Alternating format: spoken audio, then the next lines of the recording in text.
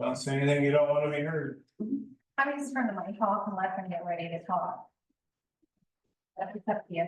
I already turned mine off. Okay, I think you got two beside her on, so. I went turn the other one off too. There we go.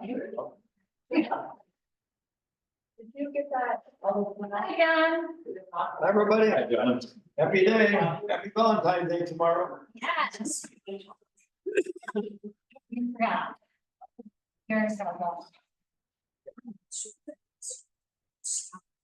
Hi. Hello, hello. What up? What up? Well, aren't you ready for Valentine? So we got your friend. Let's see. That's really guy, dude. Thank you. And, I'm just. Hospital.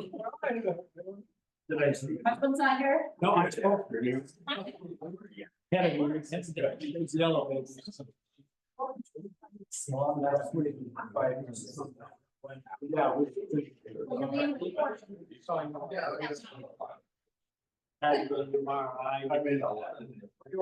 You can say wherever you want to spend lots, but we're, I think around the middle. How did you know that was happening, Kennedy, by the way? It's because he got his birthday, but I didn't remember.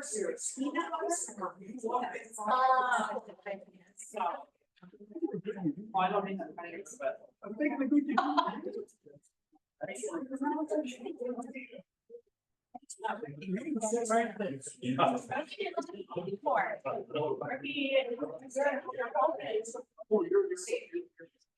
Yes.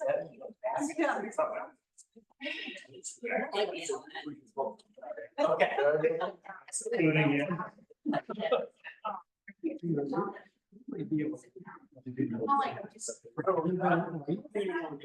It's not like eyes, but like everything smells like it. So I smell like it. Oh. Look at you.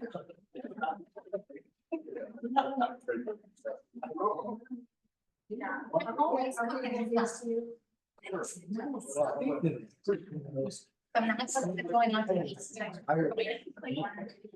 We do go out to the events. Yeah. Go to Janet. Oh, yeah. Thank you. Thank you. Think of my wife, I guess, you haven't had a meal in 3 weeks.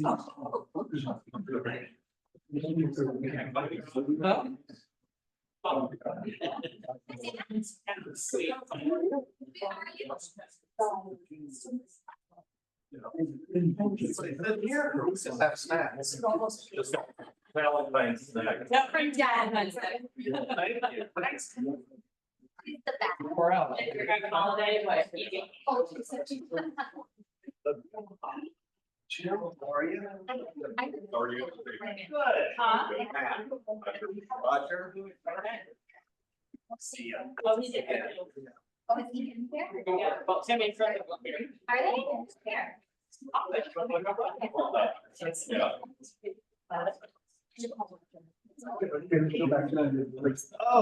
They're both here.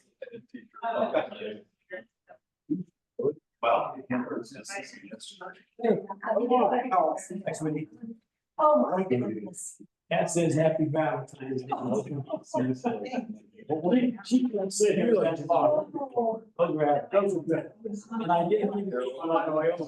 Oh, I saw you, I know. I saw you fight on the truck. Realize I make sure all of them. Oh, you're more than counting.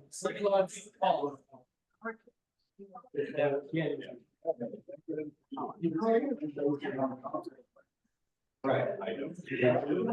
Right, so. But I don't really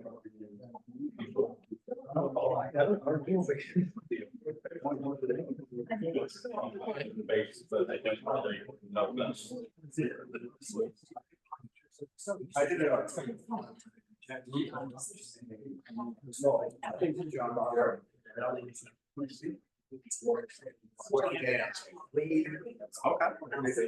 I got 2 feet through the name.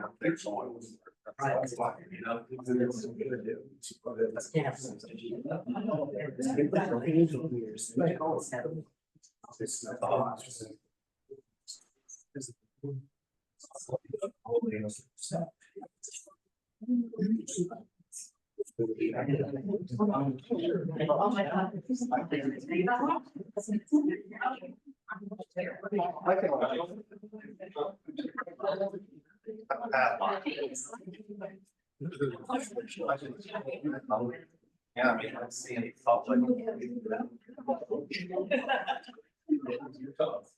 I think other. Clear, 2019 late, only capital.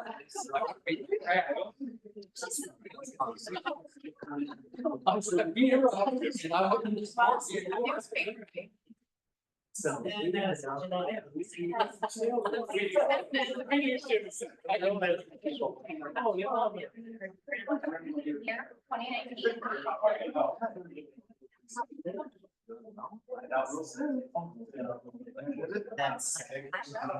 Is that it? 2019.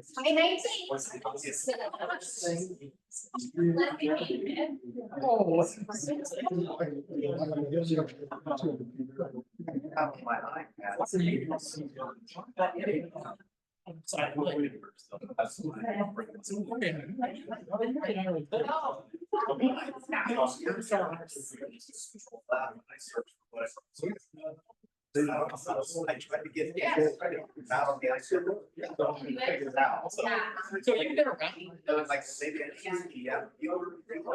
They did. I don't have access. I could agree. Right. Oh, hey, it's. I think about like how. It's guys like.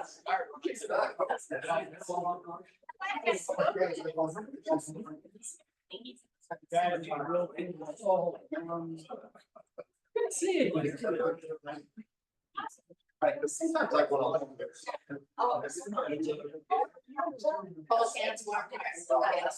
Yeah, it's out.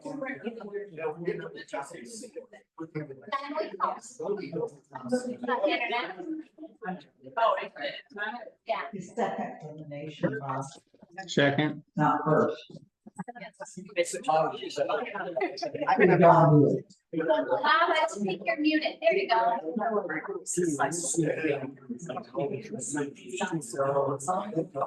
Now it's clear, capital, just make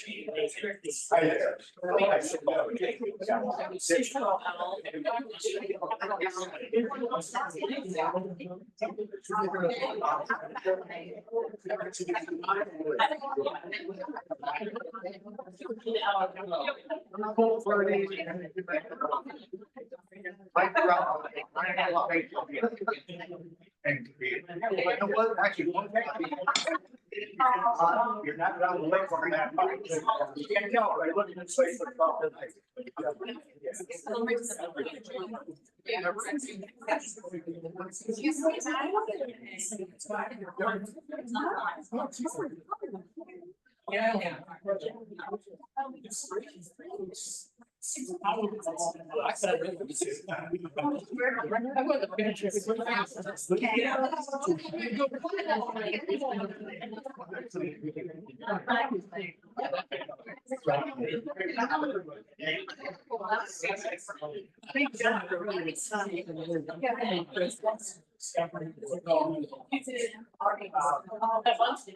And I went up to the that's right.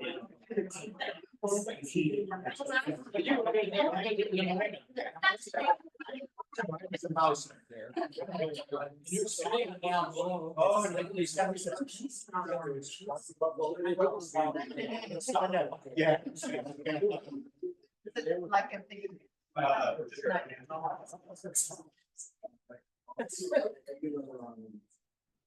Meeting of the Board of Zoning Appeals to order.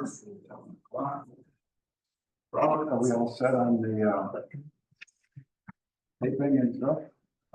Yeah, probably. Order, Robert, if you be so kind as to do a roll. Captain Lance. Here. Roger Baylor. Present. Matt Rippey. Here.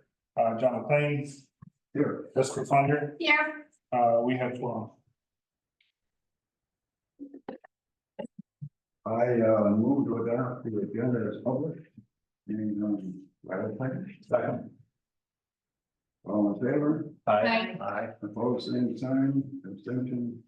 Motion to adopt the agenda as published is carried. Motion, I make a motion to approve the minutes of the regular meeting of December 12th. Second. Any questions or corrections? All in favor? Oh, any questions or corrections? There is none. All in favor? Aye. Aye. That's staying. Okay. Except December 12th on meeting minutes, it's carried. Approved minutes, BZA special meeting, February 6th, 2024. That was a training session last week. Any questions or corrections? Hearing no comments or corrections, do I have a motion to accept? So moved. Second? Second. Motion, all in favor, aye? Aye. Opposed, abstentions, motion to accept the February 6th, 2024 meeting minutes as written is carried. No budget items, so we move on to field application. 2023-05 in the field of the town of Clear Lake zoning administrator's decision, which has been boarded by Jack Redan Kaiser, the board for the process. 33, Yes, we did. That's at Jessica. Jessica was back.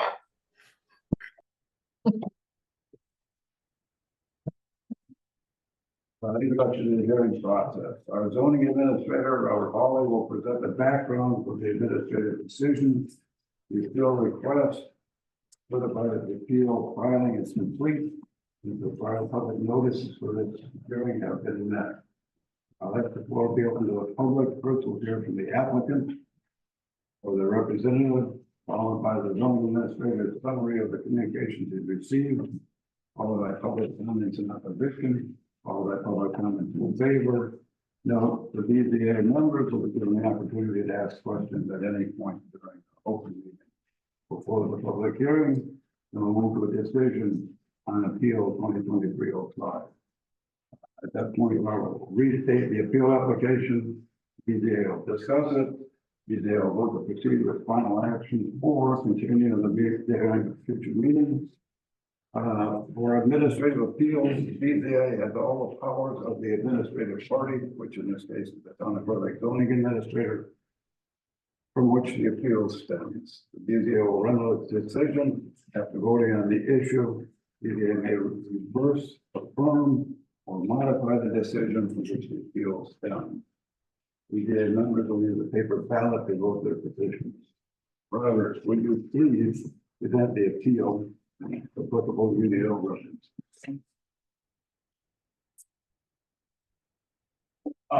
Bill, can you give me a thumbs up that you can hear me? Or an okay? Hannah, if you're still on. Yes, I can hear you. Okay. Jim, they were saying that someone was saying online, they're having a hard time hearing, yes, so. All right. Well, let me jump in, Robert. I can hear you clearly. Jim was a little garbled. No, I just wanted to make sure it was a systems check, so. Okay. All right, so yeah, as the chair described, Dennis Kaiser has requested an appeal up based off of the decision of the zoning administrator. The decision. Oh. Thank you. The decision, and I'll just read off the letter that I sent Mr. Kaiser. Due to recent issues brought up that no water can enter into accessory buildings regardless of use per section 504H. It states that the water service shall not be provided into an accessory structure. As a condition of approval, you asked if you have a boiler for heating, which it would involve adding a well to the property, and supportive equipment would need to be in a conditioned space. I initially approved your request because I thought it met the UDO standards, but due to recent discussion with the town attorney and planning commission chair, I have to rescind my decision regarding the supportive equipment placed into the building that utilizes water. So I'll back up here. And Mr. Kaiser's statement of appeal, like I said earlier, as regarding the letter ILP 2023-18, letter rescinding approval of boiler system for heat. So, the requested action by the BZA is to approve of the boiler pressure taken inside the garage for heat water lines that will be containing concrete for building heat purposes only. So effectively is asking for a rescission. It was applied for and completed in an appropriate amount of time. As you guys may be aware of, it was a postponement from the last meeting, so all notices, for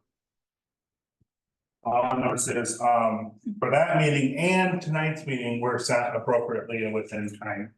So the only difference is we did not take any more feedback because it was just a postponement from the last meeting, so we don't want to entertain any new information with that. So other than that, that's all I got at this time. You guys also have a copy of everyone in the public had a chance to review a statement of events. So to kind of clarify in there what was happening. So So the requirements for public notices have been met. Did any BZA members have questions for zoning administrator? No. Okay, then, but I have a motion to open the hearing of the public. So moved. Second. Second. I have a motion and a second, all in favor? Aye. They should make the presentation first. Motion carried. Okay, so we would then. Shouldn't the petitioner make their presentation first? Well, if we open it so that they can make their presentation. The first activity of the open meeting is the presentation. So now we would ask the petitioner, the representative, both. At the podium. Lenny Kaiser, 934 South Clear Lake, the petitioner, I guess. And I have an attorney with me today. He'll present the information he's researched. And believe that gives me the grounds to ask you to accept that change to put the boiler heating system in the garage.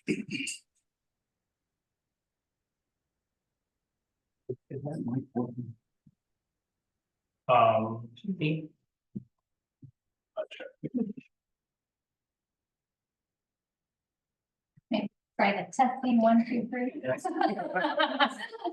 this thing on? There, I can hear you. there we go. Why over?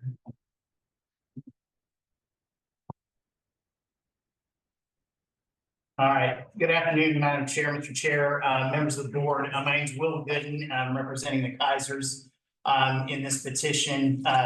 Actually, the appeal of the administrative reversal of the grant of the original variance for the heated water force radiant heat system in the accessory structure. I have just an outline and I would like to pass out to you guys.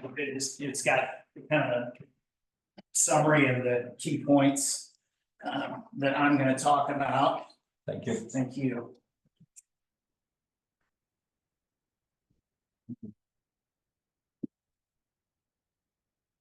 Thank you. Yes, ma'am. Thanks. There we go. Thank you.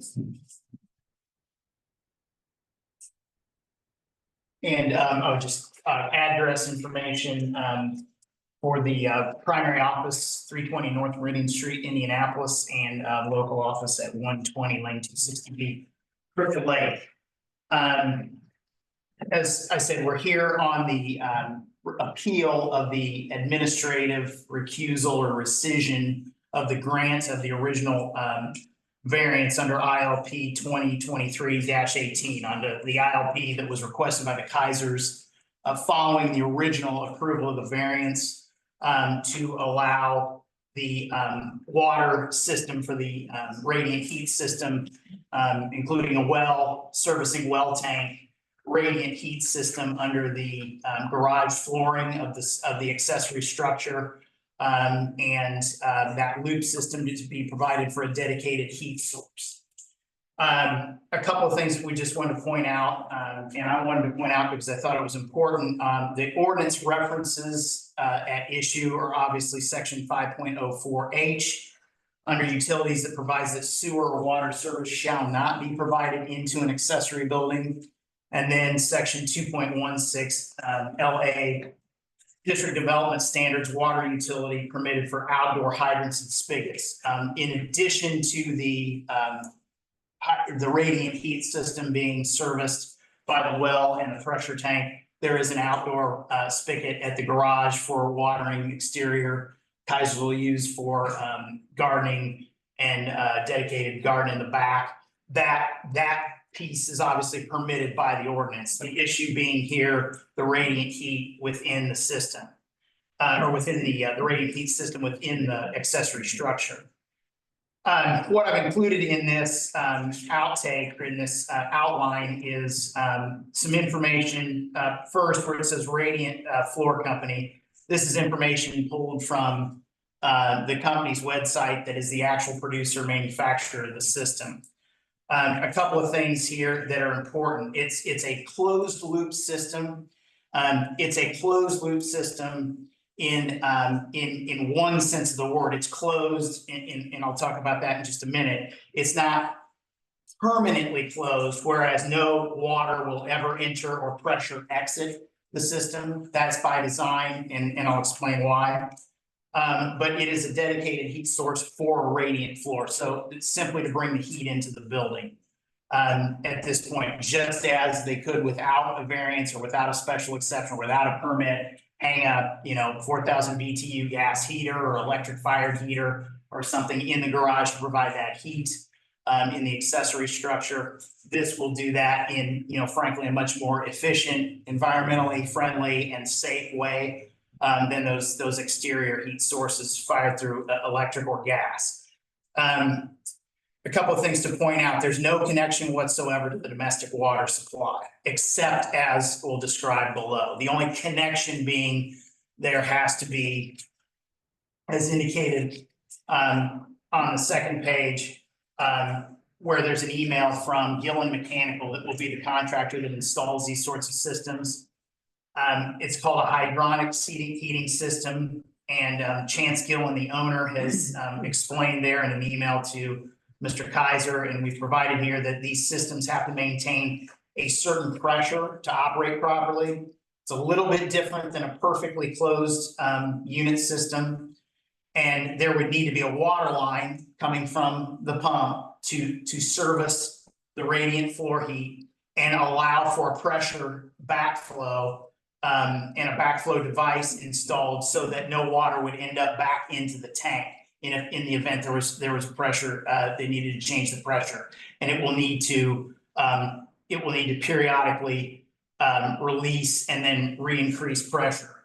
That's because in order to do that, that's because the system uses an antifreeze in it, a significant portion of antifreeze, obviously, which allows it to conduct the heat rather than using an open system water source where you're constantly pumping in water and water is exiting the system and it's drained out. We wanted to point out a couple of facts that are additional to this. There's 25% antifreeze. As I said, that's the glycol used.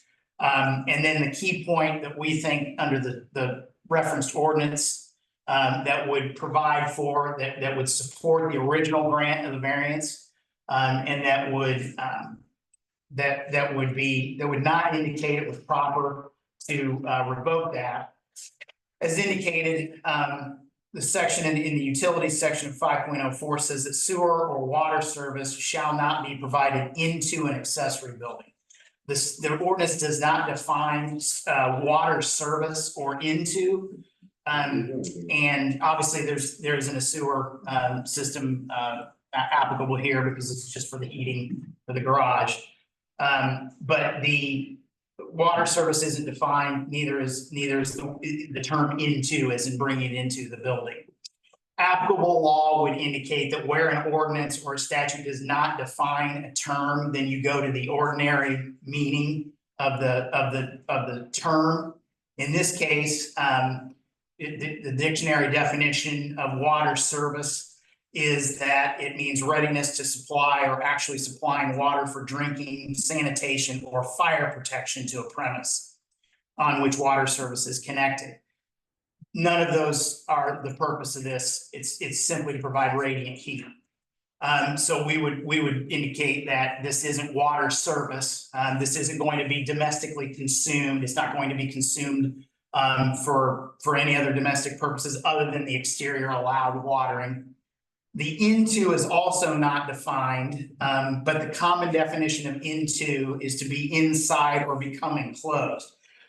The loop system is below and or in the concrete radiant floor, below the and poured into the concrete radiant floor. It's not within the building envelope. It's not within a conditioned space. It's not part of the living space. So even if it's a water source of some kind, but not a water service under the ordinance, that is not, in our view, that does not meet the common definition of into the building. As we indicated here, and as per the fact that the contents of the radiant system are going to include antifreeze, and only the backflow prevention and the pressure release device is what is necessary, is what causes it not to be a quote unquote closed loop. That based upon that, it doesn't meet the definition of either of those terms of the statute. So, or of the ordinance rather. So, as the statutes that pertain to zoning rules and ordinances indicate, we're to look to that general definition, that common understanding. With that, I would certainly welcome any questions. If advisors have anything else that they want to add on top of that, we can certainly do that. Welcome any questions that the board might have. Can I just make a general statement real quick? It was not a variance that was approved for this. It was just the IOP. So this has nothing to do with the variance, just so that way everyone understands that. Right, and I apologize if I misspoke on it. It was right, the permit, when they went for the permit following that. There was a variance approved, I probably missed on, I know on some of the building. No, it was denied, so. That's fine though. I just wanted to make sure for this purposes though, it was just clarified that there wasn't a variance on the table that what we were going from. It was just an IOP. Right. Different procedural things, so we do like. Yeah, no, and I misspoke on that. I apologize. It was at the point, it was the grant of the ILP that was there. I just had one, and I've offered, when this thing's installed, anybody can come and look at it. To show that that's the line that services that and the line that's servicing the outside space. So it's open for inspection after they do it.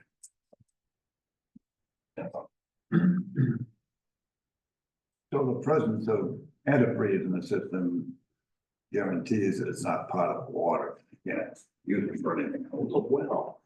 Yeah.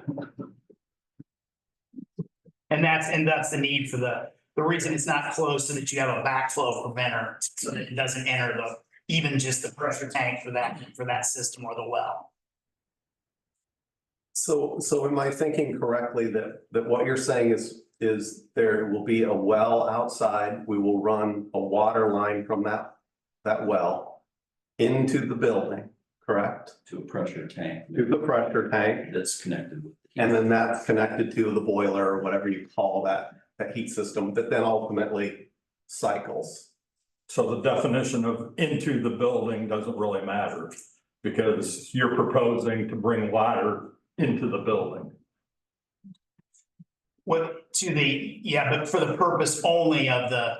But the definition of into is irrelevant because you're talking about building, and I understand the loops are in the floor, even that's up to debate. But you're bringing a water line and pressure tank into the building.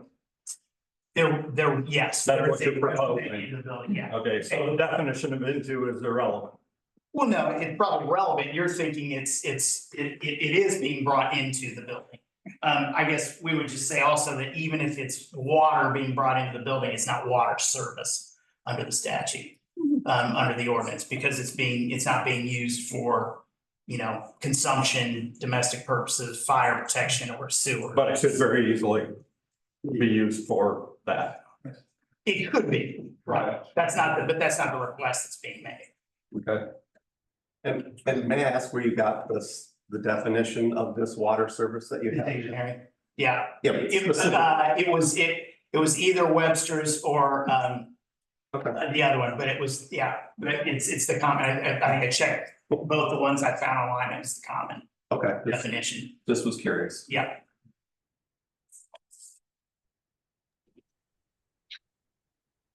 Is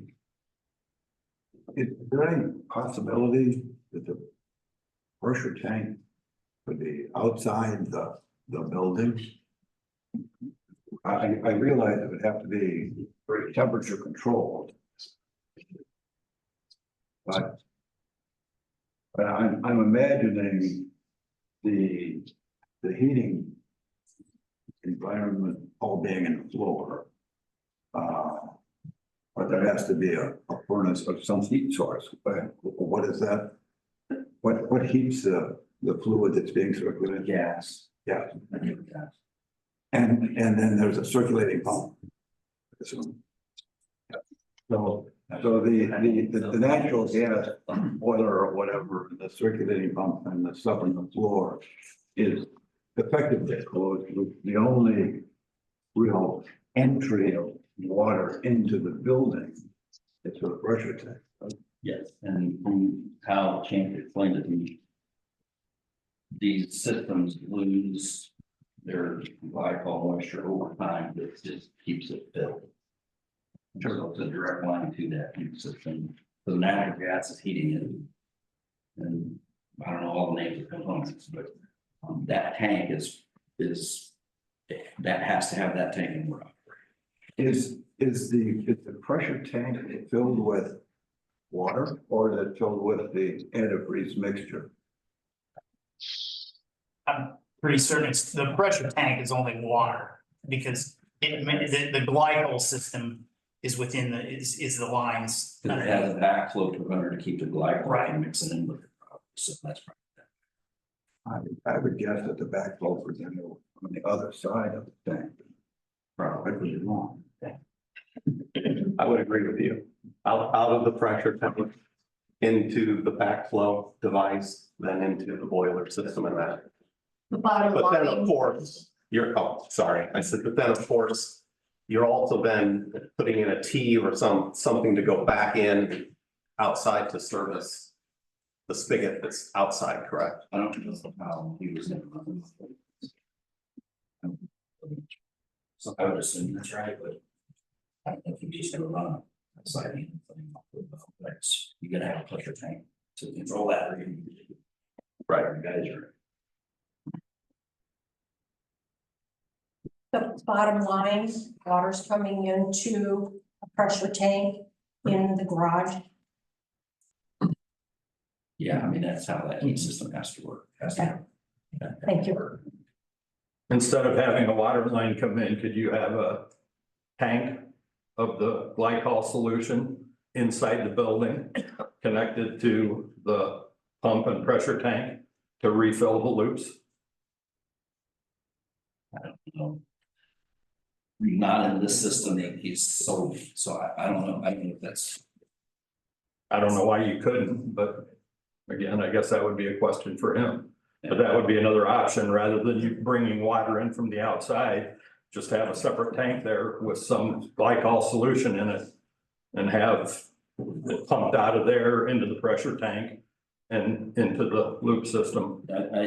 When he did tell me about there's another system that you can do all glycol or something in it, it's much more expensive than this system. And I don't have the details of that kind of system. This is the system, obviously. He sold me.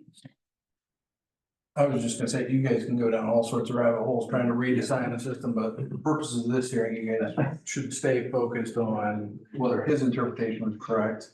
We're just gonna say that, it's not up to I mean, us. you have a question specific, right? It's not a variance, it's, right, so. Any further questions, from the BDA members to, Vitals? No. I don't know. No. Okay, then, thank you very much, sir. Thank you. Robert, we could, summary of the responses from the Disney property owners and interested property owners. And then, any other responses.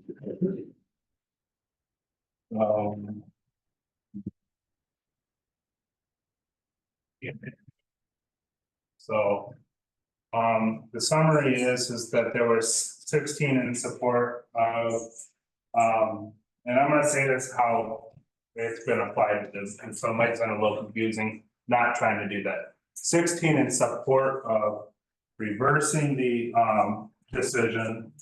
One maybe could go either way with it, and then 77 in opposition, which would then affirm the decision. The comments for maybe, if you can put wording together that there's a special case that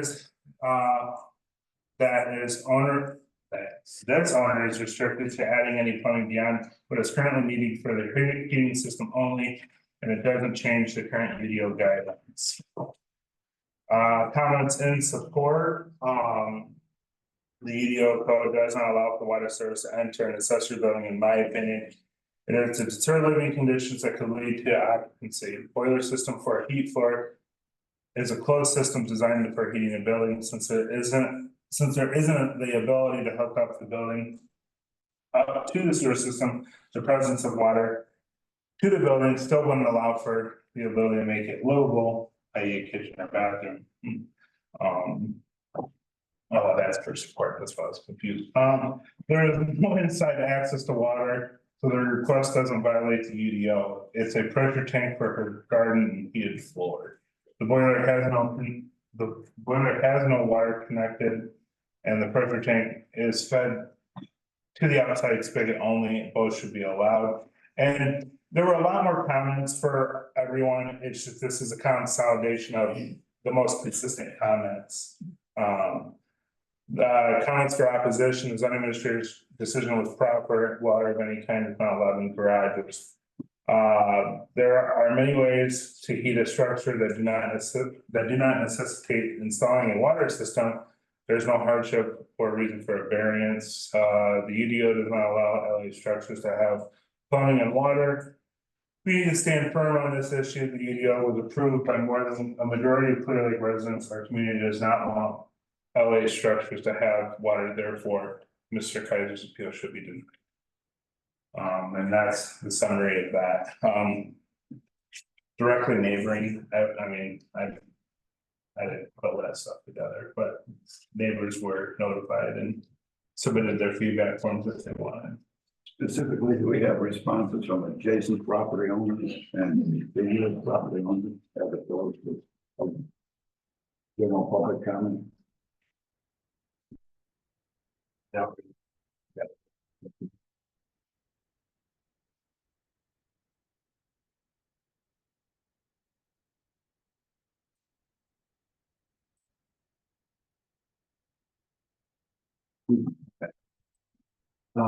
So the meeting being open, I would then invite public comments in opposition to granting the administrative appeal. We have to state your name and address to the record. Reason that effectively your testifying under oath. Please do not repeat previous comments. Please restrict your comments to those with the names of the application. Anybody want to speak in opposition?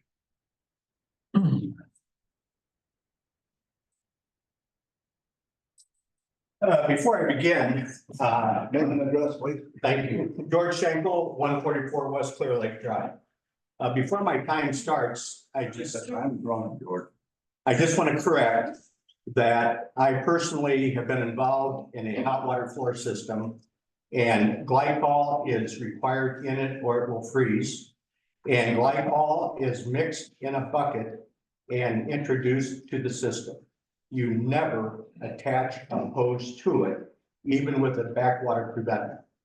I happen to have an illustration of a system, and right here it is. Right there is the input to the water to the system. When the system needs water, you mix it with glycol in a bucket, and with a funnel, you pour it in until the system is satisfied. So the fact that we need water in the building is not necessarily true for the system. To my prepared comments. Good evening. As I said, I'm Gordon Schenkel. Tonight, we're here to discuss the approval or denial of water service in a lake accessory and LA structure. Specifically, tonight's appeal is for property at 933 South Clear Lake Drive, the Kaisers' second attempt to get water service into the garage on an LA lot. They are appealing the zoning administrators, our attorney, and the community's interpretation of the UDO 5.04H that specifies sewer and water service shall not be provided into an accessory building. This discussion of into sort of reminds me of the discussion of is in Washington, DC. It wasn't funny then, and into isn't funny here either. We all know what into means. It goes into, from outside in. So let's not get hung up on the semantics here, or we could get all the dictionaries out and define it however we want. The Kaisers' first attempt was April 11th at a BZA variance hearing. Pressurized water service in their lake accessory garage. At that time, they called it a bathroom. And it was denied by the BZA.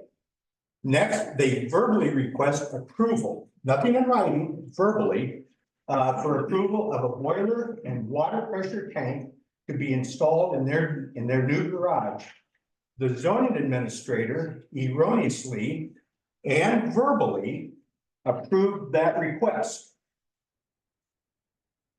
At the same time, a similar pressure water system in another resident was denied, causing the zoning administrator to think about what he was doing with the Kaisers.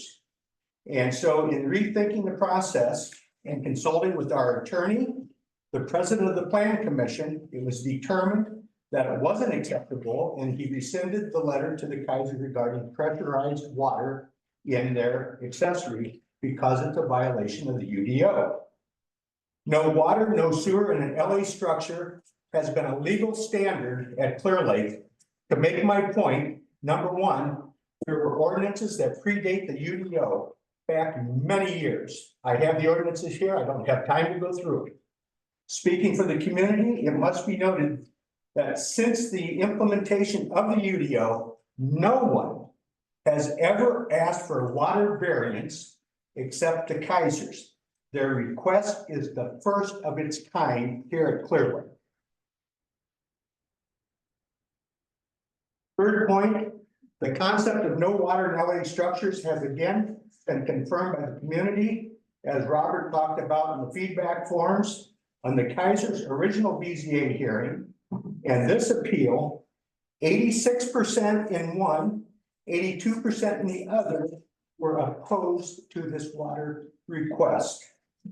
Now to the point. UDO is very clear and the interpretation is not difficult. In Article 5 of the UDO Development Standards, paragraph 5.04H, it states, and I quote, 13 words here. That's what we're talking about, 13 words. Utilities, sewer and water service shall not be provided into an accessory building, period. I don't know how we can confuse that. A common sense individual would understand these clear, concise, and simple words. A pressure tank in a structure is water service in it. Call it what you want, it's still water in the building. The community does not want water service in an LA structure. The ordinance, the UDO prohibits water service in an LA structure. In closing, I ask you to do what is correct, follow the facts of law, the written word, and enforce the ordinance and deny the appeal. Thank you. Thank you. Thank you. Anybody else care to speak in opposition? Are there any public comments? Jim, this is Bill Hanna. I make some comments. Go ahead, Bill. Okay, yeah, thanks. George did a thorough job describing it. I just described my role in the communication and process here. I've been the Plan Commission president and working with Robert and Robert, the zoning administrator. He has a command of the ordinance, and he receives and processes many applications throughout the year and works, essentially on an independent basis. And then if something unusual comes up, then we typically engage in discussion. And when I say we, for sure, it's Robert and I, and we typically, I'd say 95%, maybe 100% of the time, also involve our town attorney, Mike Ward. So I believe he may or may not be there, but it's typically a twosome or a threesome that discuss points of question concern. So this one came up. Robert described what he had done in terms of the ILP approval. George described it. There were really two LA structures that had the approval for mechanicals, water mechanicals into the garage. And after some discussion, we just had to settle, said, Robert, we have to rescind that. It just, it does not comply with the written letter, certainly the intent, the experience we've had over the last couple years of the community outpouring to ensure that we adhere to the UDO and just don't allow water into these garages. We absolutely trust the intent of the residents when they may request that. But history has shown the ownership, change of hands, change of circumstances, and we're not in the business of policing, and we really don't want to have our neighbors policing. So it's really to all of our best interests that we just very, very strictly adhere. No water, and then there's no concern about anybody ever trying to stretch the definition. So we had to pull back. Robert sent the letter out, and apologies certainly to the residents because I'm sure their hopes and their plans went into gear, but we need to pull back. So that's, I just want to describe my involvement in the process that we had a few months back. That's all for me. Thank you, Bill. Any other comments in opposition? Anyone on Zoom as well? Go ahead and unmute yourself or raise your hand. You hear me okay? This is Bob Hill. Yeah, I got you. Okay, a little bit hard to hear. I'm on Zoom, so it's been a little garbled. Hopefully I've followed the conversation correctly. Bob Hill, 936 South Clear Lake Drive. Kaisers are immediate neighbors of mine. And they've been good neighbors. I mean, it's difficult to oppose this from that standpoint. But, we've been down this road a number of times with a number of issues where people have requested water inside LA garages, and they've always been denied. My understanding is that there is a self-contained system that is available that would not require an outside water source coming inside to a pressure tank. So and that's number one. But I think the main reason is that the taxpayers are paying our zoning administrator and our town attorney to defend the UDO and the comprehensive plan. And so they have ruled against a pressure tank inside an LA garage twice now. And I would ask the BZA to simply support the ruling of our paid attorney and our paid zoning administrator. They simply did their job, and I would ask you to please oppose this. Thank you, Bob. Richard, Eckert, I'm sorry if I'm butchering your last name. Did you have a? Yes, Rick Eckert, 598 Clear Lake Drive, East Clear Lake Drive. And I would just like to agree with George Schenkel. The UDO of not having water in the garage has been around a long time. There's a good reason for it not to have water in the garage. So I would urge a vote to deny the appeal. That's all. Any other comments in opposition? Beth, you guys keep on muting. Do you want to say something about Chris? Yes, Chris Schweiker, 280, Chris and Beth Schweiker, 280 Lakeview Drive.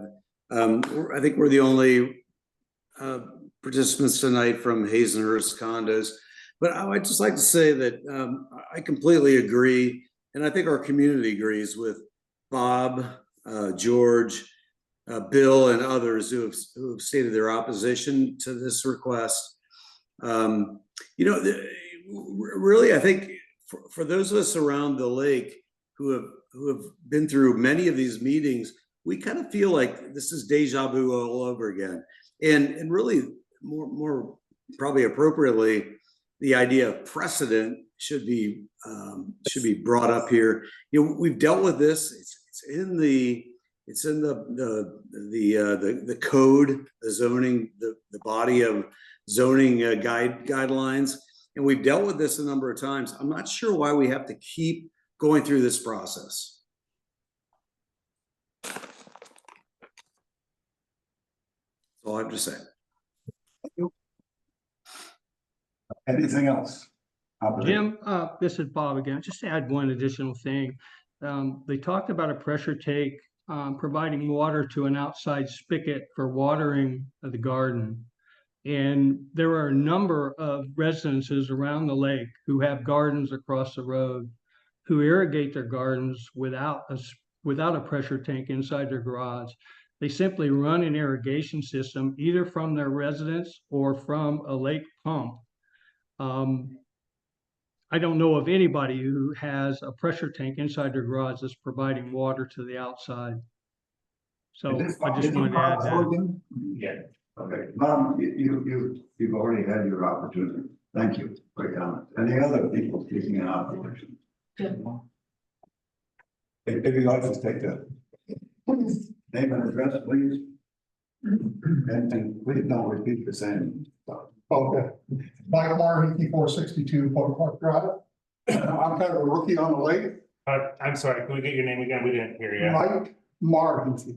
Thank you. Sorry about that. And I guess what I would say is I've served on the variance committee.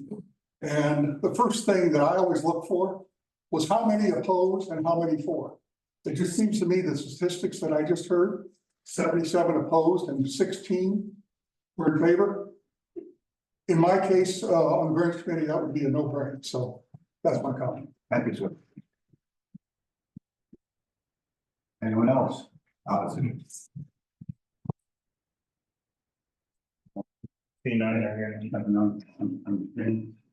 Okay, are there public comments in favor of granting the administrative appeal? Again, name and address, please. Remember that you're testifying under oath, deemed to be testifying under oath, etc. Anybody care to speak in support of the request?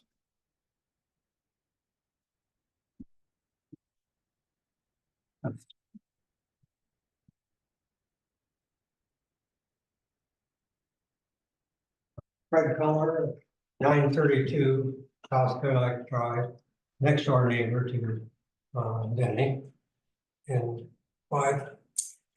And I have no objection at all. They're excellent neighbors. They're straightforward, truthful with what they have to say. I happen to have the boiler system in my house, in the floor, running glycol, worked fine and perfectly for us. After I got rid of Porter, who does it all and then stand behind his work, and I had to replace it. The boiler in, I don't know, 6 or 7 years, but the new system is pain-free entirely. Not connected to the water system, it's just an issue. I have no problem with him having an outside water system to his garden or what have you. But far back here, it should be approved. Thank you. Anyone else that got to speak in support of the request? Anyone online? Hello? Go ahead, Brett. I'd like to, I guess, make a couple points. I think that in the town of Clear Lake, we have seen, and I'm sorry, I'm calling from the street in New York, so I apologize if I have some background noise here, but we have all of these beautiful homes and quality construction, all of the best, and I find it hard to believe that we're taking an approach on a variance that's being requested to put in a quality heating system into an ancillary structure that we can't find a way within our processes to grant a variance. I think that I understand the 77 people out there in the community, and there's probably hundreds of people in the community that don't want to see bathrooms and kitchens put in facilities, but I do not see the pathway for that to happen given the approval that's being granted if it were to be granted. And I really have a hard time, and I appreciate that someone made the comment that that's not what's going on here, but the fact that we look at an approval under the lens of our neighbors going to do something disingenuous and wrong. This is a small community, and I don't know how many examples we have across the community of people that actually broke all laws possible to put in inappropriate systems in their property. But I don't exactly see how that could possibly be happen. So I'm not sure exactly how the community is being damaged by granting this. I don't understand how anybody is being disadvantaged about somebody wanting to put in a particular type of heating system in their garage that ultimately heating would be allowed to be approved in this facility. So I find it a little bit of a crazed discussion, and I'm all about the rules and following the rules, and have had things denied over the years, and understand that and can appreciate that. But I support this application, and I don't really agree with the logic that's being expressed. I understand some of the reasoning, but I don't understand specifically how the damage to the community is being done by granting it. So that's all I have to say. Thank you. Thank you. And any more people who care to speak in support? Yeah, Jim Geiger, 920 South Clear Lake Drive. Go ahead. Can you hear me okay? Yeah. Yes, okay. Yeah, I'm a bit confused as to, the pressure tank issue. I mean, as I've in the construction world for many years, and seems to me that a pressure tank and associated with a boiler really wouldn't have anything to do with potable water coming for, any other use. I would think that pressure tank would be only associated with the boiler to regulate the pressure within that heating system. So I would think that once that system is charged, much like George said, you mix the water, you mix the glycol with the water in a bucket and you pour it into the system. once that system is charged, I wouldn't see why that would be any concern as to putting any sort of potable water into a lake accessory structure. So my vote would be for the system. It's one of the industry standard systems for heating a structure. And I know that there's quite a few residents around the town of Clear Lake that have hot water heat. So I think, you know, some type of information should be subjected to that and making your decision. So I am for passing it. Thank you. Thank you. Anyone else online or in the room care to speak in support of the request? Don't see any. Seeing none, I then entertain the motion to close the hearing to the public to. So moved. I'm sorry, Mr. Chair, I apologize. Would it be appropriate to take 2 minutes as well? I I didn't know if you were you going are to provide specifically for rebuttal. Yeah, you, the opportunity for rebuttal. I'm still, I have only seconds, please. Please. Thank you, Mr. Chair. Sorry, we'll get again for the petitioner. Just a couple of points that were raised, and understanding that what can seem to be a lot like hair splitting, especially with the definition of into. Granted, it's something that isn't defined in the ordinance, and so it's something we always have to look at. I think the bigger issue is the fact that, and it was, you know, it's kind of highlighted by some of the comments that were made, both in support of the requested permit and the appeal of the denial of that, the reversal of that, but also in opposition, and that is really back to the definition of water service. There were several comments about, you know, no water at all. You know, we don't want water in these accessory structures, but that's not what the ordinance says. It could certainly have said that. No water shall be connected to the accessory structure. It said water service. There was apparently a reason for that wasn't defined as a term in the ordinance. So we've got to look at what water service means. And really, with the pressure tank and the underground or in the below surface coils, this is a heating system, or it's heating service. It's not a water service. Water service connotes, you know, plumbing, sanitation, potability.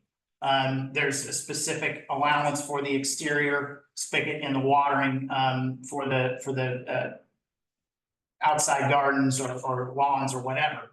The pressure tank itself is only a method to deliver the water to both of those things. It happens to be able to, it happens to be able to do both of those, to serve both of those, both the heating system and the exterior spigot. It's an efficient way to do that. It is not a water source. There was a comment, or water service. There was a comment about, you know, why do we continually go through this exercise? And I mean, I guess I would submit that because we have apparently an understanding that water service means any water at all. And then also a disagreement on the other side, and an interpretation about what water service means, that in this case, it doesn't mean that. It's heating. It's a heating source. It's a heating system. And perhaps based on the lack of a definition in the ordinance, that's why this issue has apparently been raised before, as the one gentleman commented. So it's our view that as written, the ordinance prohibits water service, that this is not water service, it's a heating system that the Kaisers want to implement into the building, and that the permit as originally granted should be, the reversal should be, the rescission should be undone and the appeal granted. Thank you. And I apologize for missing the rebuttal. No, the opposition have a rebuttal?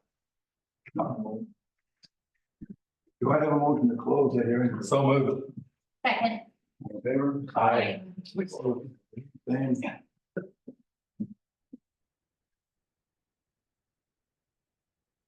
zoning administrator will restate the appeal.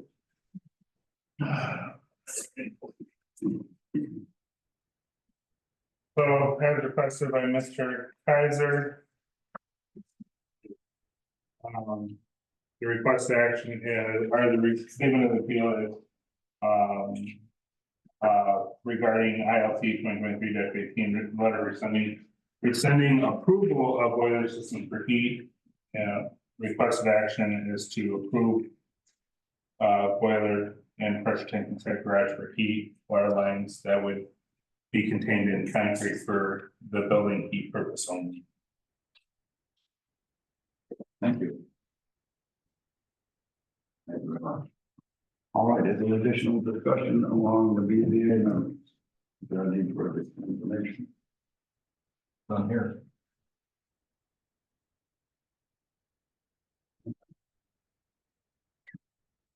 You look like you have something to say. Yeah, so,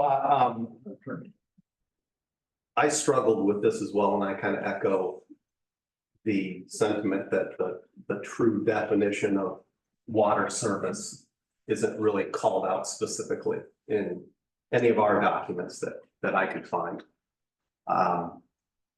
So as it was stated as well, right, you have to fall back onto what would be considered a common definition in that. The problem with that is, of course, you could cherry pick many different definitions that you could find out there to suit your needs. So the way I looked at this personally was kind of take a look at all of them, and I've looked at probably 40 different descriptions or definitions of water service. And the best one that I could find that kind of sums up everything is relating to, it says water service is the procurement, the treatment, and or distribution of water for domestic use or any other purpose for which water can be used. And I think that pretty much sums up that. And I mean, if I have any feedback at all, it should be that we should clarify in our UDO or that, Yeah. you know, specifically if I would. what those are, right? I suspect that the planning commission may be taking up the definition of water service at their earliest opportunity. Maybe even into. And,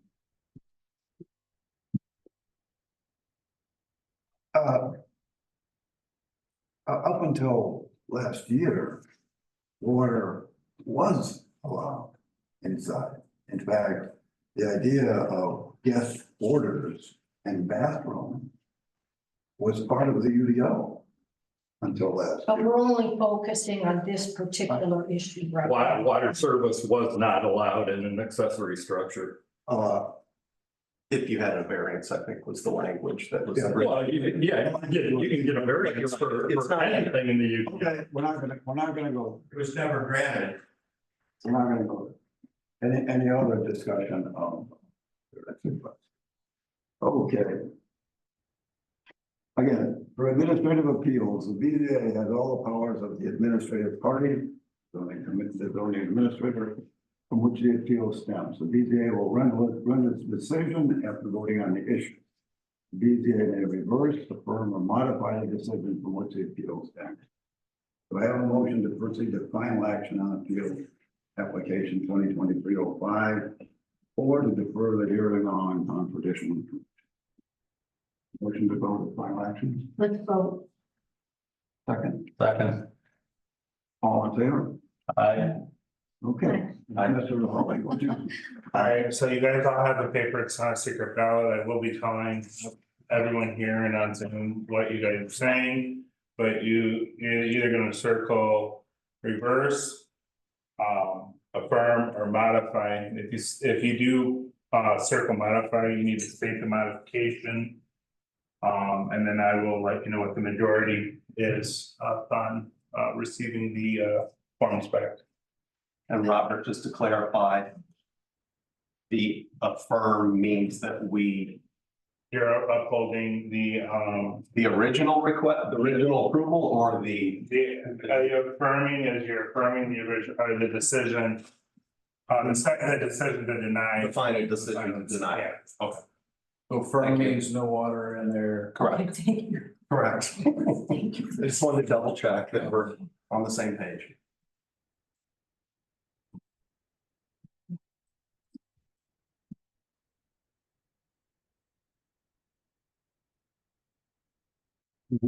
There's like 3 more people behind you. Nice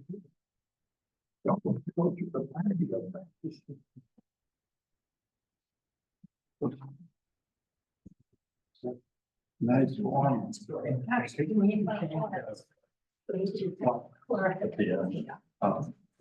You're fine. I needed to move my feet. All right, so. Ron, would you, develop? And, let us know.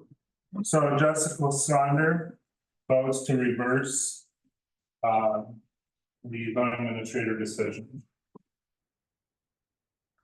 Member McLean votes to reverse the zoning administrator's decision. Member Rippey votes to affirm the zoning administrator's decision.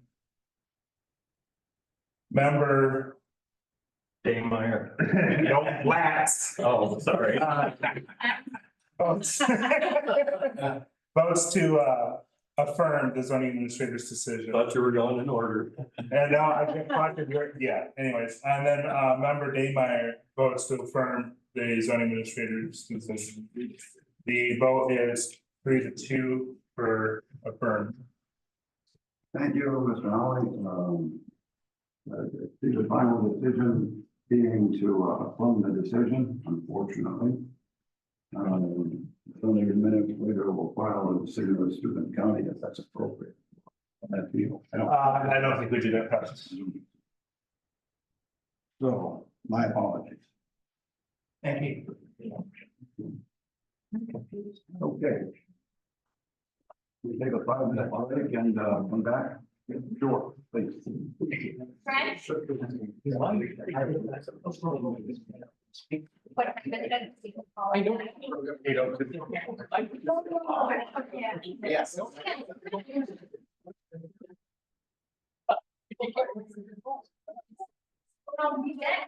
I've been.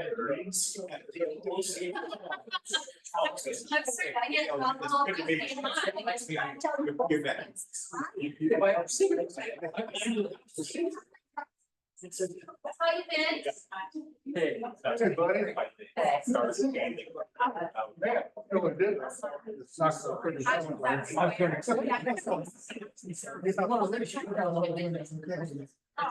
buddy.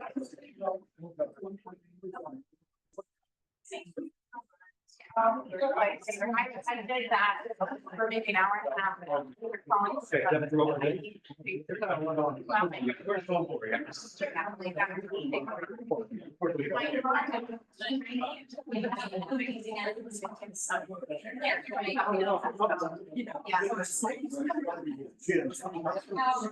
I need a step after today, yeah. I also.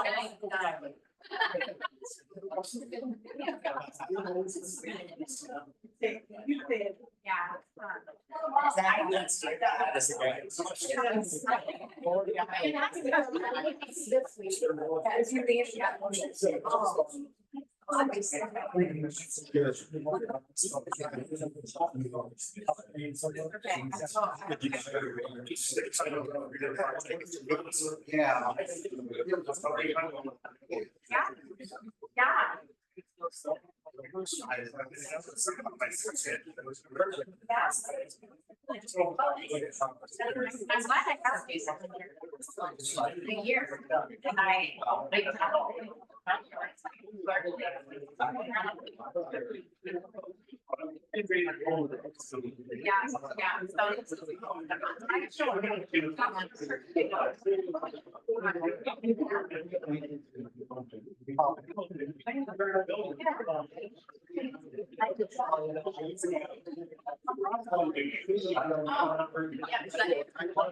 Long hair. I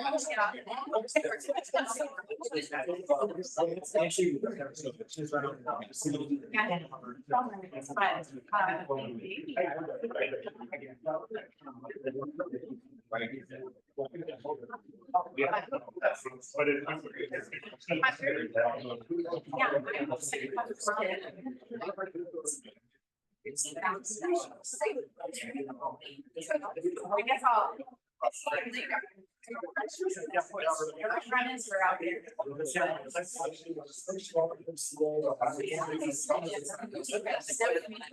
Whenever we have driven back, we have to like instructions.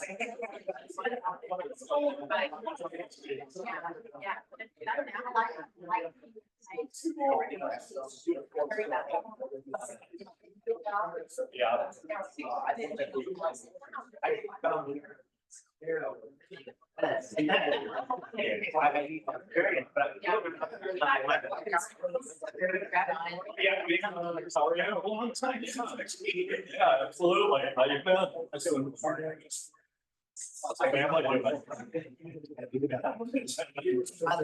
issues.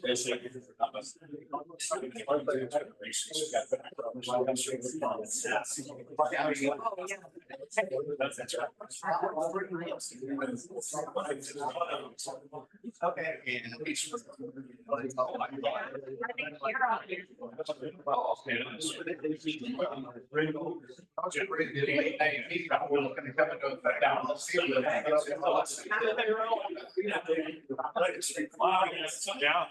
Yeah, I think about that every once in a while.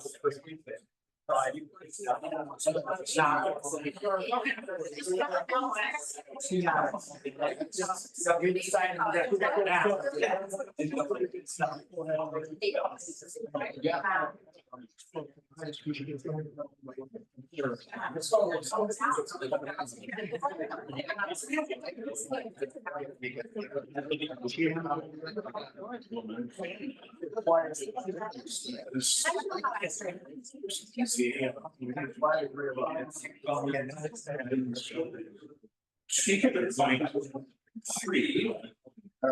By him signing his life.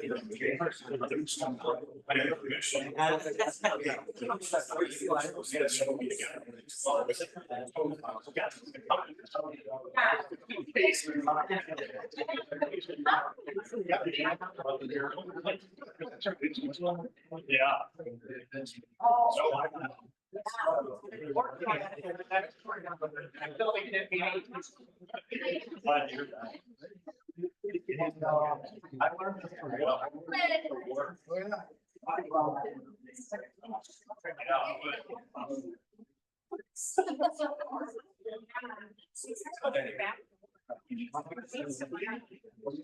All right, my grandmother.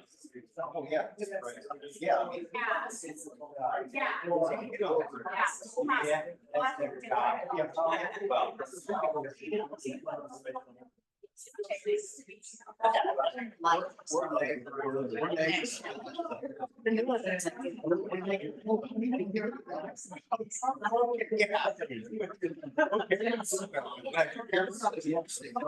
I know. Oh, no.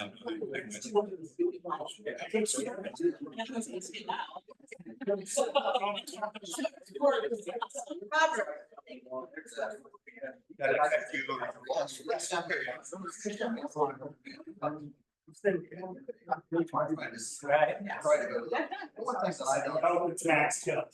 It's flat. You want it flatter? So like this goes that way? Yeah.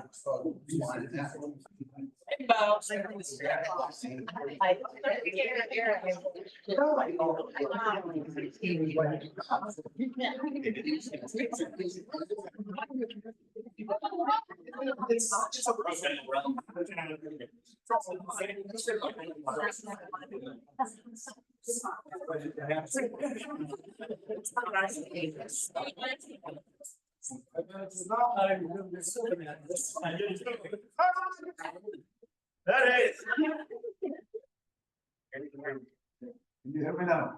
Thank you very much. Next, 2024-01 A and D, a request for variances from development standards by David Ellis. 1124 South Lake Drive. Again, the process is very similar to what we just went through. I won't repeat all the steps we're going to go through. Robert, would you please present the application and applicable use of Same.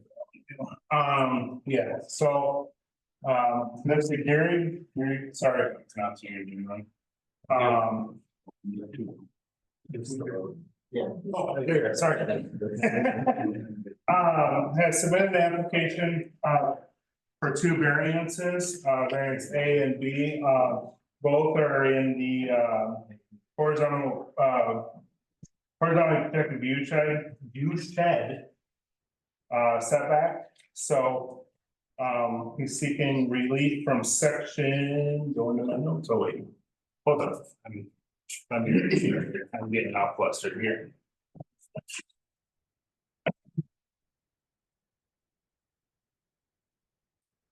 I think people would like to see what I'm talking about.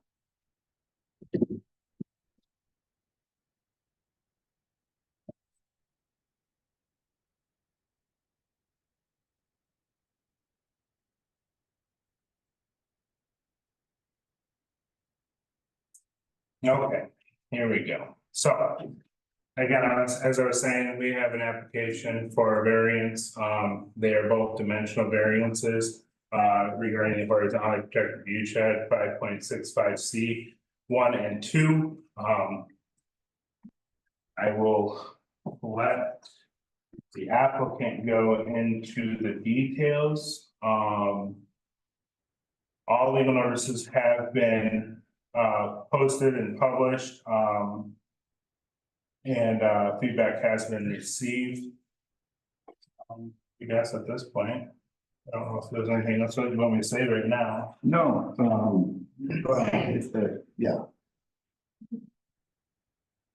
Okay, it'll be in the applicant's presentation. Right. Public notice of the requirements, legal notices for public. The legal requirements for public notice have been done. Correct. Anybody who ever has questions for Rob? Oh. Well, a motion to open the hearing to the public to allow the applicants to make their presentation and then tell the comment in opposition. So moved. Second. All in favor? Aye. Opposed? And by the applicant or the representatives and or the representatives present their request. Hello, everyone. David. David Garrett, 1124 Clear Lake Drive. I wish I could have gone first, but and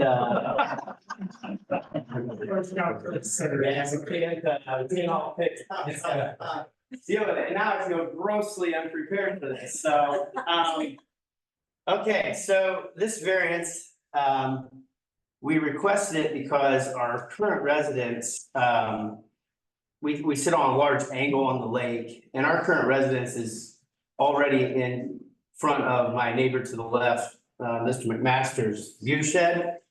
And then our neighbors to the right is farther forward of that because of the angle we sit on the lake. Originally, when I purchased this property, my realtor friend, had this great deal.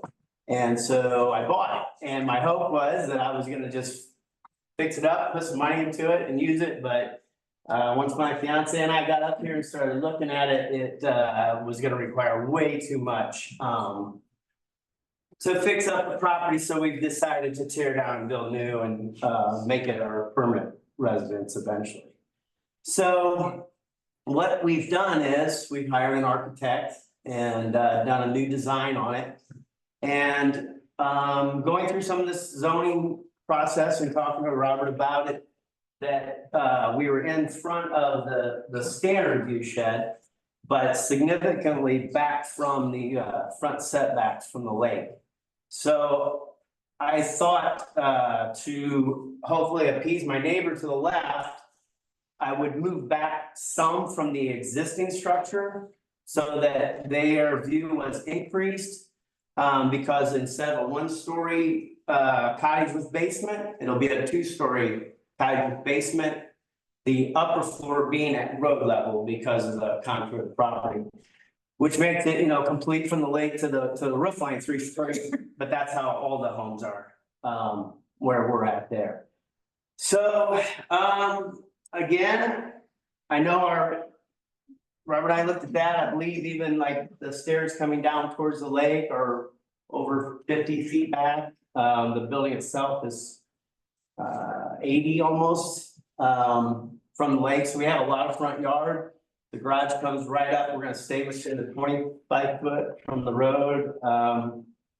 Yeah, so I guess I'm asking for the variance, because we're improving the view shed of my neighbor. That's it. Thank you. Before we go on any further, just put up a couple of the slides for the elevations, so that way people can see the request.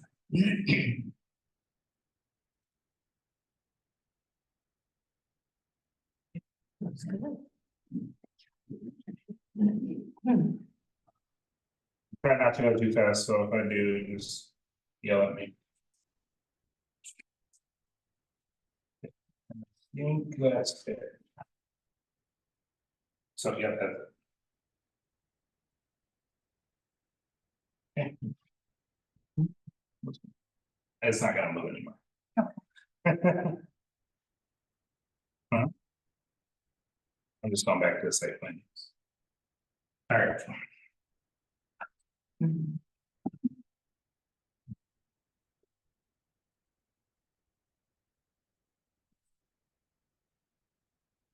Do you have those, photos that I showed? Oh, yeah. I think that'll help clarify the conundrum on road station.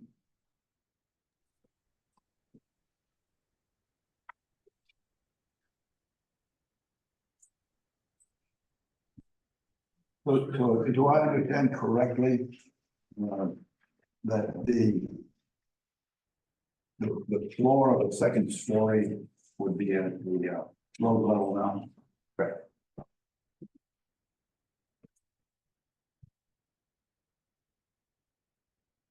And how far back are you moving it?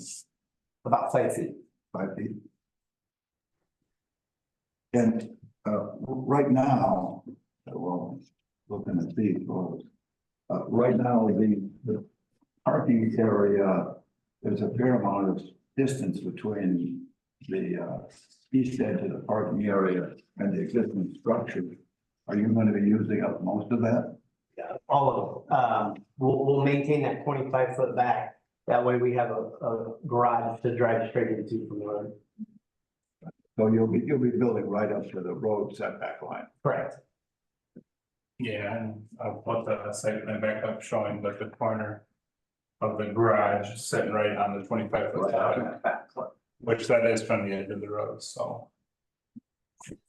Quite a bit of fill to do. Yeah, when you look at the lot on Google Maps, can we have that one up again? Which one?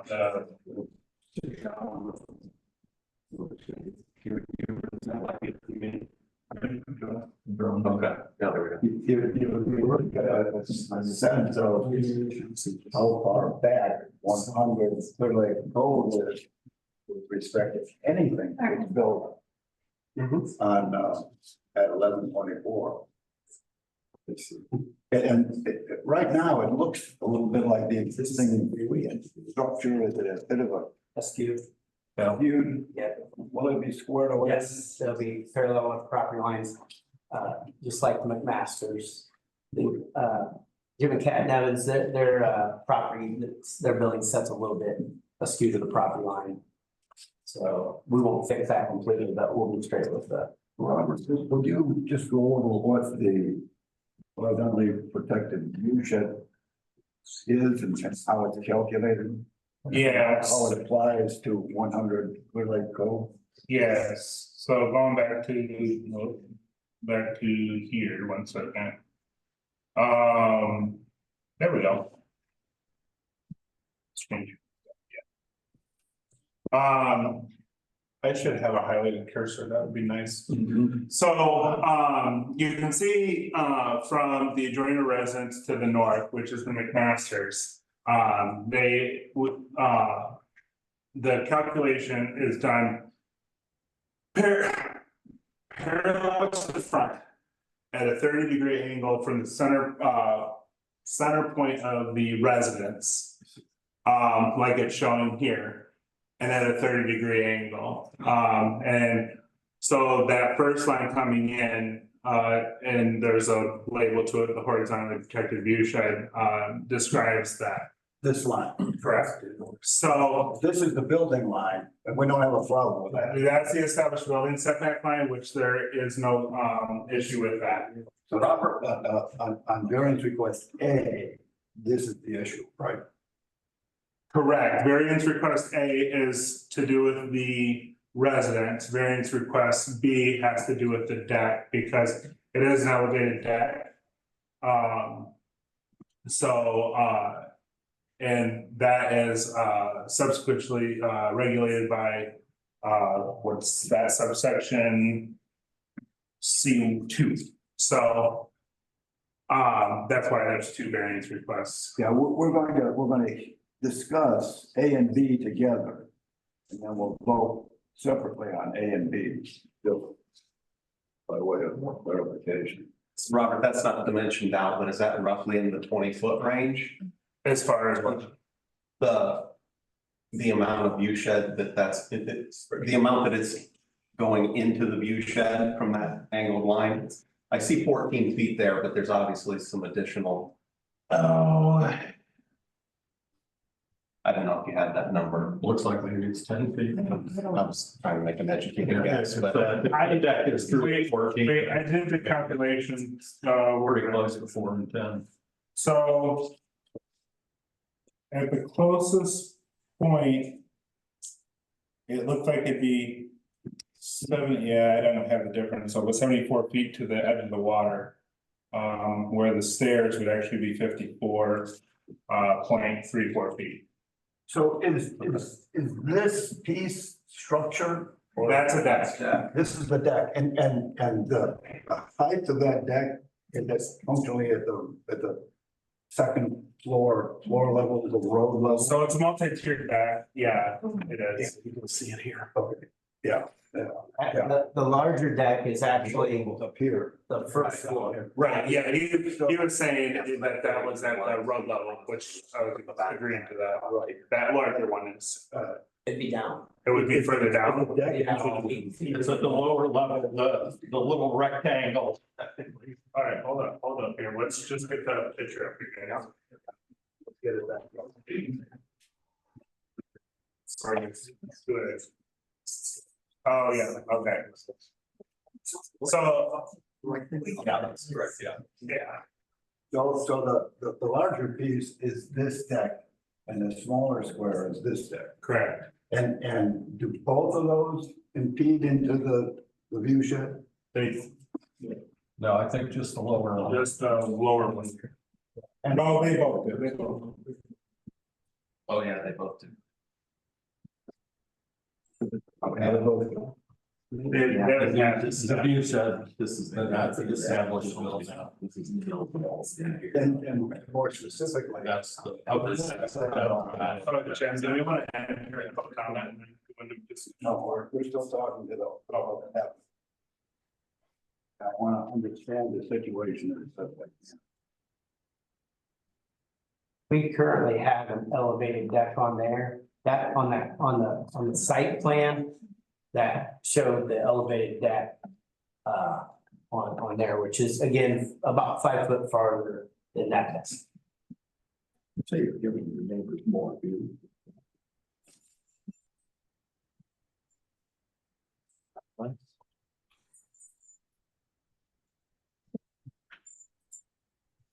Any of the other CBA members have any questions of the applicant? No. I don't know if this is, it's not particular on this variance, but my question is, how much of the lot will be covered with a structure or driveway? The assumption is he's gonna meet the UDO standards for that, no variance was requested for that. I know no variance was requested, but it looks, Yeah, he has to comply with the 50% lot coverage in the, I think it's 7,000 square feet.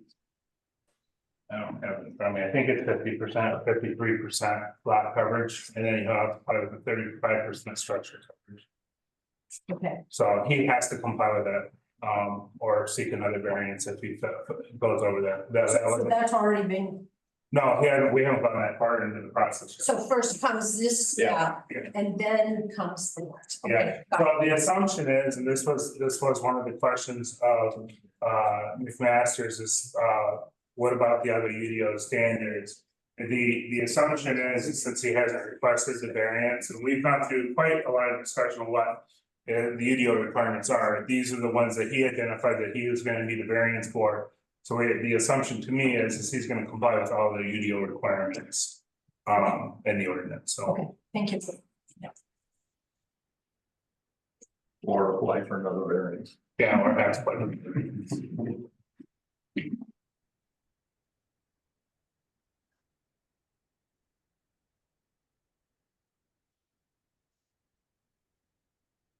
Okay, and any other questions from the BZA to Mr. Garrett? No. Alrighty, then I would,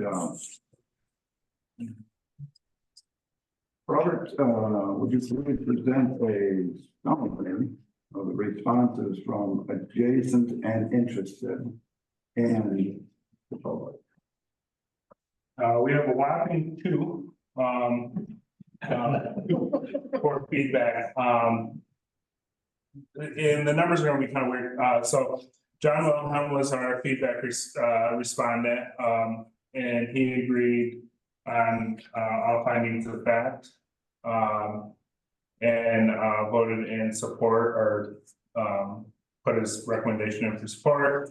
And then, Robert McMaster's, I had quite a bit of lengthy conversations with him, several phone calls regarding this. This is the next door neighbor at 100 South Clearlake. Yeah, so he did send an email correspondence giving no objection to the proposed request.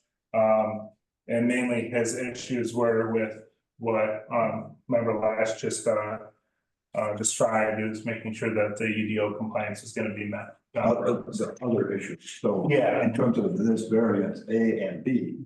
He had no variance. All right, anybody care to, I'm sorry, we're good, that's next step. Public comments in opposition to the variance request. Anybody interested in speaking in? I just would have a question. At 144, West Clear Lake. I think the house looks great, but I have a question to make sure that, you said that from the road line, you were gonna be 20 foot back, and it has to be from your property line. So just so you don't get into trouble further on down the road, is that? We had it surveyed, and I believe that is my property line that's dashed, and then he established that other curved line as my required setback. That one? Up further. This right here is what he established. Okay. That was from the surveyor, the 25 foot. Okay. Kathy, there is no right of way through there, so that black line to the far left, that's the property line there. So we, per UDO requirements, it's the furthest setback. So it's actually gonna be from the edge of the road in this case, which is gonna push it further back from the property lines. Okay, so that's correct. Yeah.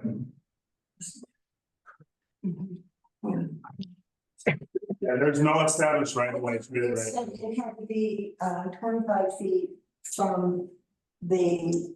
Property line or the edge of the roadway, whichever is greater. Whichever is greater, whichever is less. The property line is probably in the roadway, Right.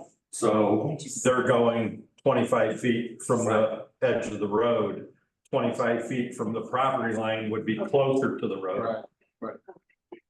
And then is it true that they have to have 2 parking spaces, allow for 2 parking spaces? They have to allow for 4 parking spaces actually, but it can be utilized with garage space and open space. Okay, so that requirement's met. Okay, great. Thank you. Anyone else, perhaps online, care to speak in opposition to the request, variance request? Hearing none, ask for people who want to speak in support of the variance request. Anyone interested? Please, yeah. Kurt Elliott, 1058 South Clear Lake. We're not too far from this. I just wanted to make sure I understood and everybody understood this drawing because I'm not sure I get all of it. Is this diagram simply, is just the new building? Okay, so is there any line that shows the front line of the old building? It's on the previous drawing. Okay. So that's the old. Yes. But we don't have anywhere where we show the front line of the old building on the new drawing. Okay. All right. That's, got it. That's. If you compare this. Yeah. To the view shed lines. Yeah. And then go back to the drawing. Yeah. You can see that the view shed lines are right on the corner there. Yeah. And if you go to the new drawing, you'll see that the building is back farther. Okay. Could you go up to the new drawing then?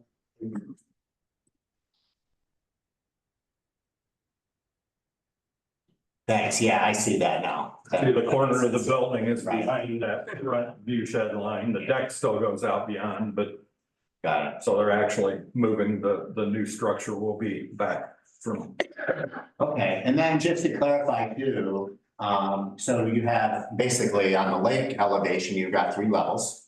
And the lower level at grade, the main deck, then here is 1 level above that, which is the same level as your current deck. Yes. Right? And then the little deck, the little rectangle up there is the upper deck, and that's the only deck that's at street level. Right. So the thing really tapers down. Yeah. Okay. Yeah, I just wanted to make sure I understood that, what was what. Thanks. Yeah. Any, please. Wilhelm? Doug Wilhelm, I've already made my I was the one that said yes. I'm pointing out the fact that this is a win-win situation. Win for the town because we have a new building. We have a win for the neighbors. They can see, McMaster's especially, even though the little bit that they peek through is a fence on a deck. This is a win-win situation, folks. He's within everything we have. And I urge you to let's go ahead and approve this thing. Thank you. Anyone else care to speak into report or request? Anybody online? Seeing none. Seeing none.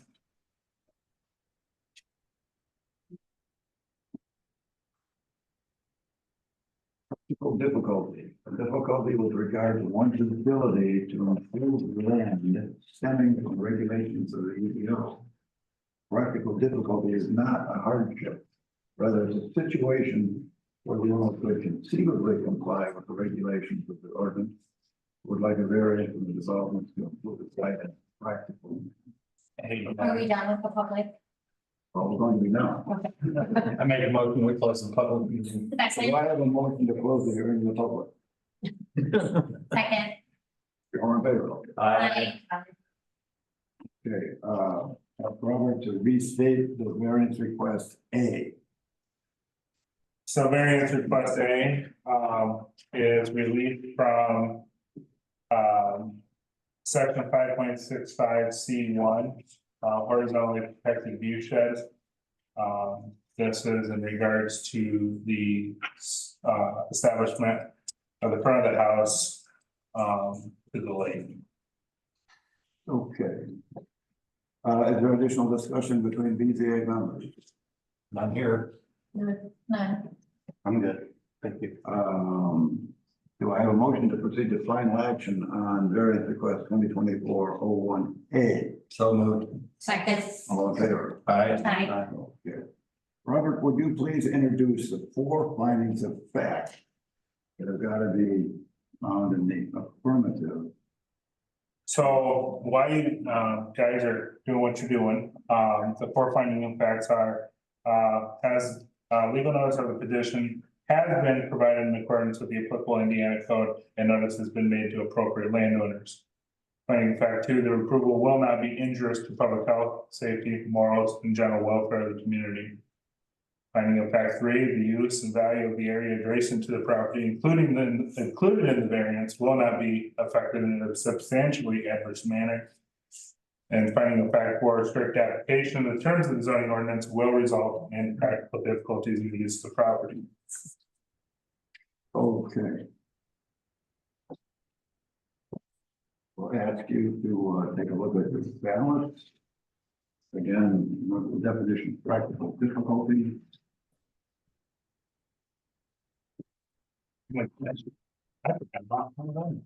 This is, you're voting on A at this.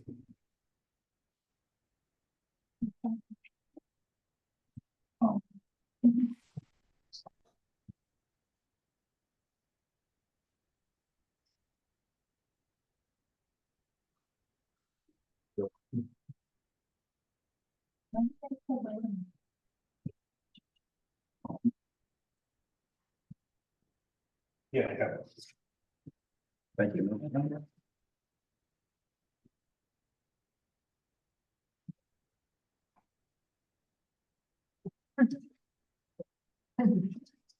Okay, so.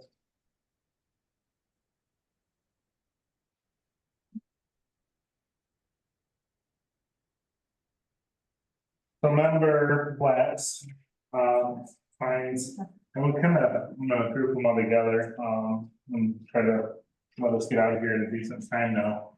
Finding of fact one, yes. Finding of fact two, yes. Finding of fact three, yes. Finding of fact four, yes. Okay. That would be, member Blatz. Kathy, sorry. Member Roger Dameyer, finding the fact one, yes. Finding the fact two. Maybe it is. Do I have a thing in here that shows those findings? So that way everyone can read it if they really want to. Finding of fact two, yes. Finding of fact three, yes. Finding of fact four, yes. All in the affirmative. Huh? Oh, geez, I ain't having a day. Member Matt Rippey, finding of fact, yes. For one, yes. Finding of fact two, yes. Finding of fact three, yes. And finding of fact four, yes. All in the affirmative. Member Swander, Jessica Swander, finding of fact one, yes. Finding of fact two, yes. Finding of fact three, yes. And then finding of fact four, yes. So all in the affirmative.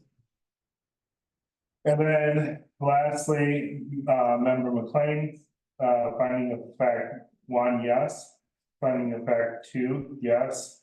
Finding of fact three, yes, and then finding of fact four, yes. So that is 5-0 for every finding of fact for the development standards variance. So the vote was 5-0 for approval. 2024-01A is approved and the zoning administrator will file the decision with Benton County. Mr. Holly, would you please restate the variance request 2024-01B? Okay, so it's section 5.65C2.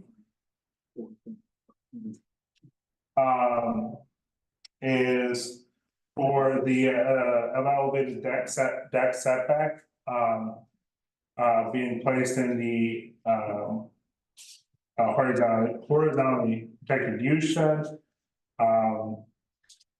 And is looking to securely Okay. Additional discussion on BZA members regarding 2024-01B. Done here. Okay. Do I have a motion to proceed to final action on 2024-01B? So move, second. All in favor? Aye. We have ballots. Please mark them up.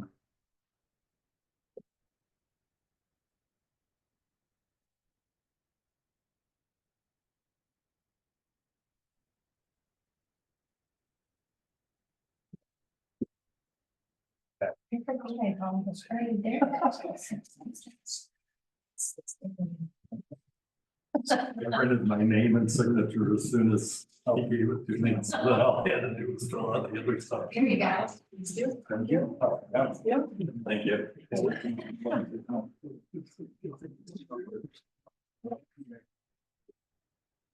All right, so, again, this is for the, deck, that you set up in the horizontal executive shed, and it is an elevated deck.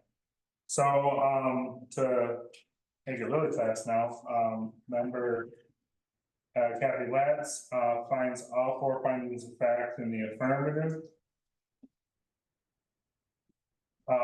Member Roger Baymire, finds all 4 findings of fact in the affirmative. Member Rippey, finds all 4 findings of fact in the affirmative, or yes, sorry. Member Swander finds all 4 findings of fact in the affirmative. And then member McCain finds all 4 findings of fact in the affirmative. The vote is 5-0 for approval.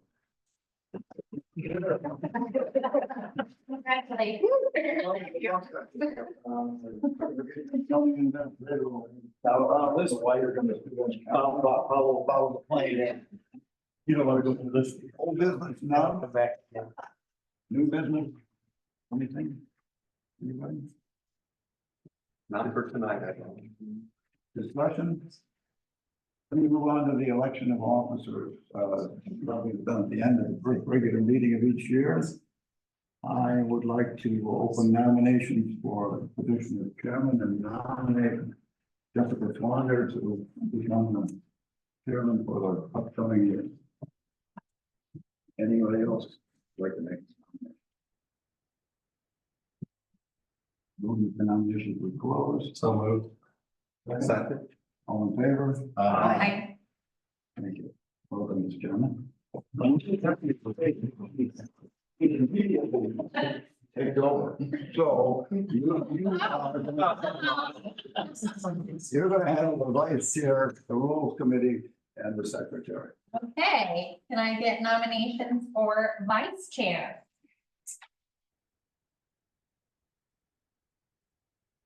Can anyone nominate? Yeah, No. No, I think that's the DCN. oh, yeah, any of you guys can nominate.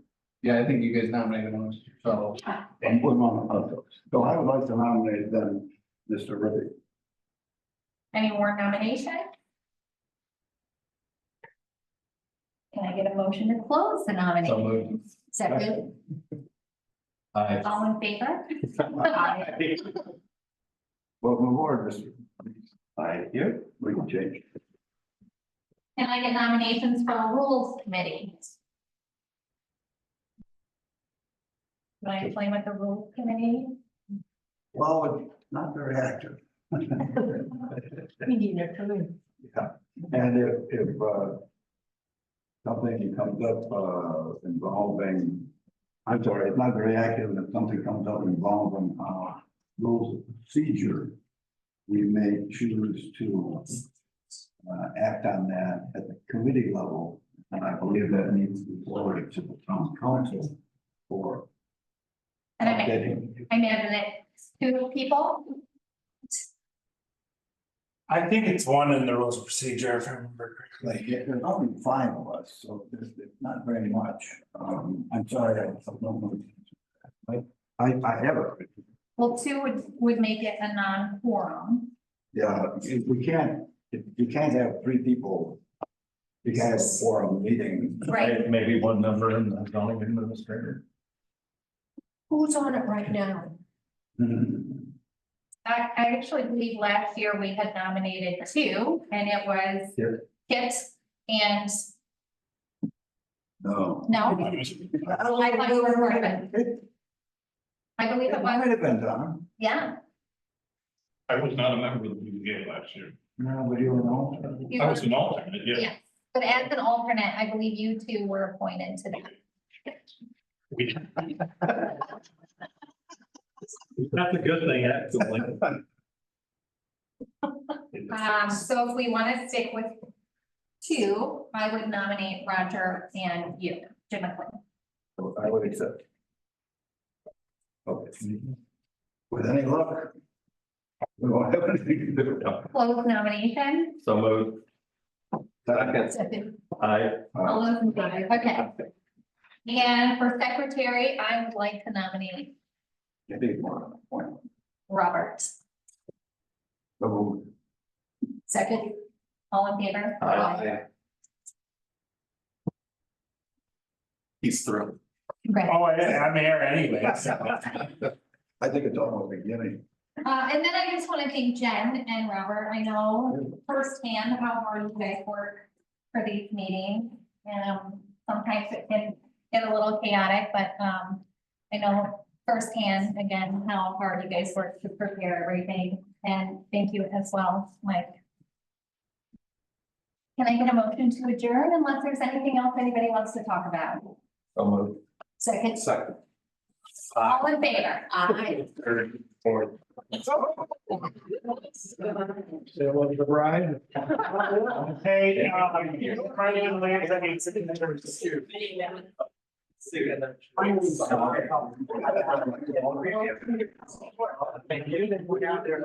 to say how.